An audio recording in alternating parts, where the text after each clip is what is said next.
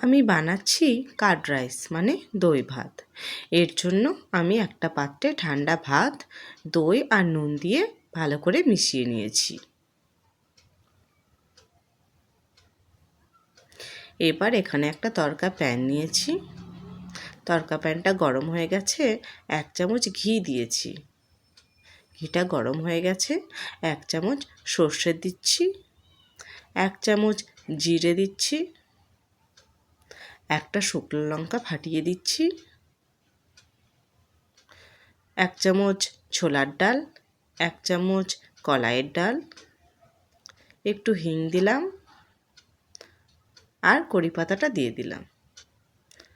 তারপরে ওই যে তড়কাটা বানিয়েছিলাম সেটা এই ভাত আর দইয়ের মিশ্রণের ওপর ঢেলে দিয়েছি আর বেশ ভালো করে এটাকে মিশিয়ে নিতে হবে। দেখেন দেখতে কত সুন্দর লাগছে, এটা খেতেও খুব ভালো লাগে। আর গরমকালে এরকম দই ভাত আমাদের শরীরের জন্যও খুব ভালো।